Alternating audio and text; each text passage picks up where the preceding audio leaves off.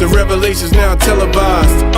A platform for you and I. An outlook with full heart and clear eyes. Now, these are just my thoughts. Truth on how I feel on these topics I reveal. Please know my toll, I always keep it real. Can't face the word if you can't face facts. For your time, just open up your mind. That's it, just live, think big, now take that. With God in me, this here was made by design. Yeah, the revelation will be televised. REVELSations.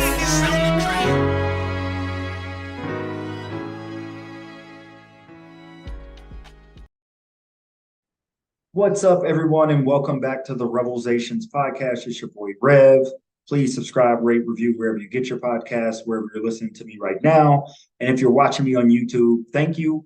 Please subscribe, hit the thumbs up button, share this with somebody, and let's get this thing growing. I know it's been a little bit since I dropped an episode, but had some technical difficulties. Those are solved. Now we're back at it like some crack addicts, like my boy Killer Mike says. So what's been going on with me? Not too much, but I have been keeping my ear to what's going on in the United States. And there's just this overall anger issue. I think that's one of the biggest things. Everybody's angry. We're angry because we're divided. We're divided because we're angry. And it seems everybody is easy to be set off. And that's what we're going to talk about today. We're going to talk about triggers.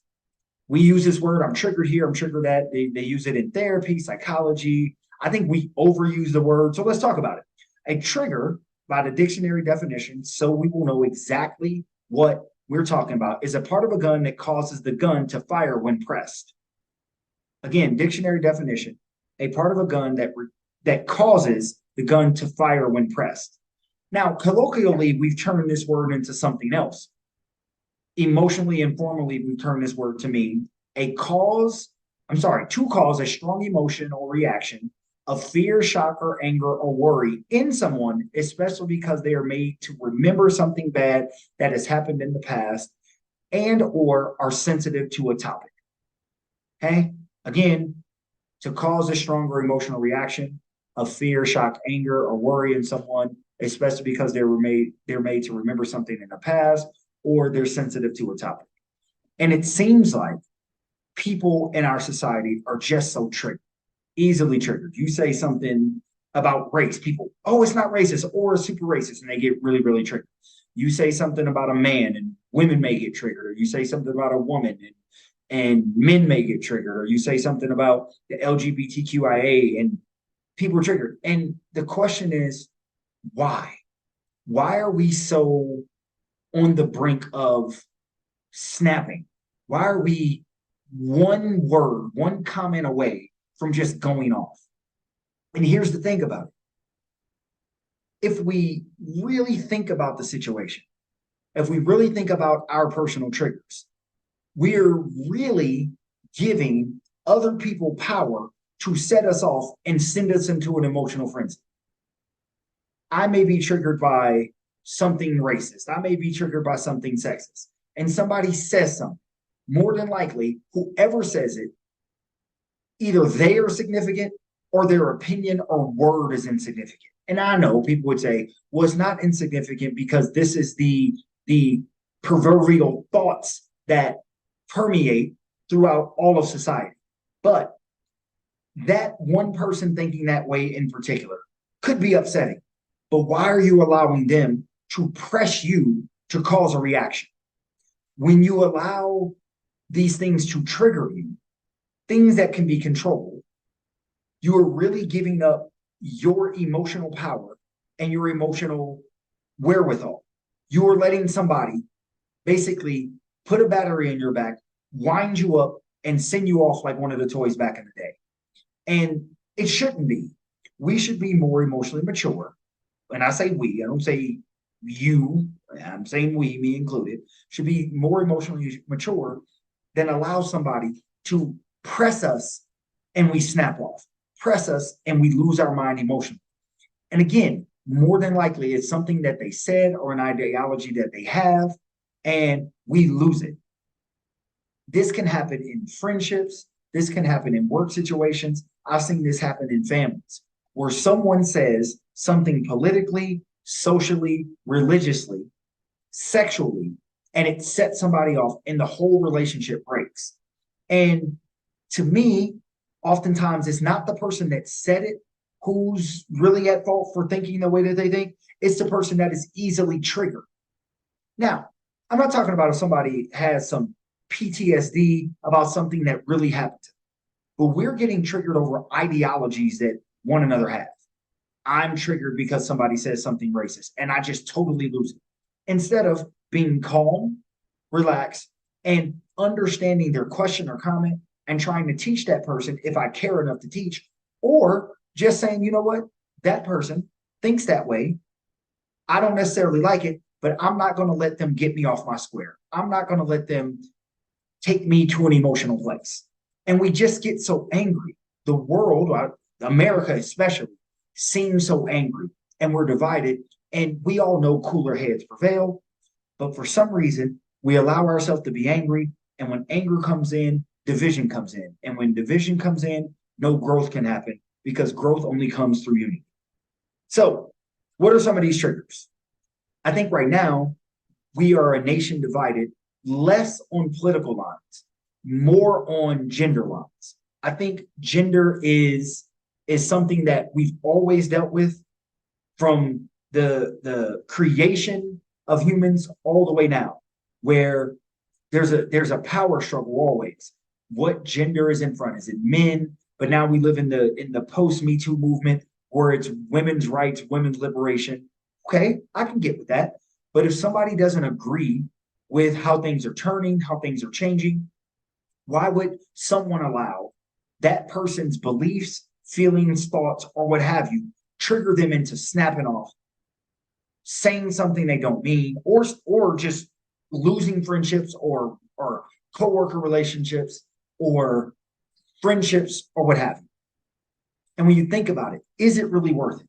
Is it worth the relationship? Is it worth the friendship to allow whatever that person said or whatever that person's ideology to make you lose your cool? They're still fine. They're still fine. They pressed you and you fired off. They pressed you and you had the emotional reaction. They're not emotional. I heard this one time. Your anger only bothers you, right? You're mad. Doesn't mean anybody else has to be just because you're mad. Now, they may get mad and then their anger bothers them, but you do not have to allow people to trigger you. You do not have to allow what is said to set you off. We should have enough emotional control, enough emotional wherewithal to hear something we don't like, take 5 seconds to breathe, and not let it set us off. Because when we allow other people's words, not even actions, oftentimes we're triggered by words. We have a strong emotional reaction to an ideology, a strong emotional reaction to something that somebody says or a way that somebody thinks. And we allow that to set us off, mess up our day, mess up our 5 minutes, even if we get over it. But we've given that person total control over our emotional state in the moment. And if you ask them, if I asked you, if you asked me, if you asked anybody, are you willing to give somebody emotional control over you for a day, for a couple of hours, for 5 minutes? Of course you would say no. But every time we allow something that someone says to trigger us, we've given them control. If I know somebody doesn't like sexist comments or sexist ideologies, I can easily set them off by saying something that they might think is sexist. Instead of them trying to teach me or educate me, or even just blowing me off, they get triggered. I can send them into a frenzy. Somebody might be able to send me into a frenzy if they say something racist or they say something against my family. But I have to think, is what they're saying really significant? Is it really going to change anything about my life? And why would I allow them to have that power? Triggers. So ask yourself, what are your triggers? Is it racism? Is it sexism? Is it genderism? Is it politics? Is it religion? Is it sports? Is it food? What is your trigger that you give the power over to somebody else, that they press you and you get fired off, like emotionally? They press you and it knocks you off of your feet emotionally. And then not only ask yourself, what are your triggers? Ask yourself why that is a trigger. And more importantly, why you're giving that power over to someone else to press you and make you react in an uncouth way. Ask yourself. I try my best to not have as many triggers. There's some things that I don't like that when I hear them and I feel the emotion bubble up, I take a beat. I take 5 seconds, breathe, and say, I'm not going to allow this person, whoever this person is, friend, foe, coworker, family member, I'm not going to let what this person says set me off and trigger me into not being my greatest self because something they said. Because when I do that, if I do that, I have given them power over me emotionally for the moment, or you all have witnessed it. Either you've triggered someone or somebody has triggered you, and it will set something in motion for days, weeks, months, years even, over something somebody said. I was triggered. That triggers me. I have to stay away from this because it triggers me. I have to stay away. And I'm not talking about if you have an addiction. Of course, you don't want to do anything that's going to put you in a bad situation. I'm talking about these emotional triggers that make us so upset. We seem so wound tight all the time that at any moment we're ready to pop, we're ready to explode. So that means we need to search into ourselves and figure out, why do we have such sensitive triggers? What are we so angry about? Why are we so mad? Is the world perfect? No. Is America perfect? No. Is being easily triggered and firing off going to fix the problem? No. That's not how it's going to be solved. Is the thing that they said or did wrong and hurtful? Perhaps, but firing off emotionally is not the way to do it. We know that when emotion comes in, logic leaves. And logic is the best way to make the best decisions for your life, the world, the country, or what have you. But when we're easily triggered, we allow emotion to take over. And when emotion takes over, we make emotional decisions. And I'm telling you now, 99.9% of our emotional decisions are not good decisions. We end up making permanent decisions over temporary situations, and or permanent decisions over situations that don't matter in the greater scheme of our life, all because we were triggered. So again, what are your triggers? Why do you allow your triggers to get you to that place? And more importantly, why would you ever allow somebody else to have that much power and control over you?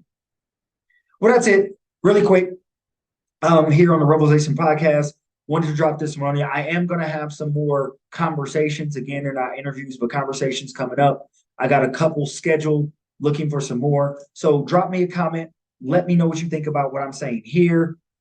And let me know if anything you want me to talk about, or if you want to join the show. I'm all for it. Hit me up. Let me know that you want to join the show at on the Gmail, I should say, at revelationspodcast@gmail.com. Follow me and the show on IG at the Revelations Podcast. You can also find that on TikTok and Facebook.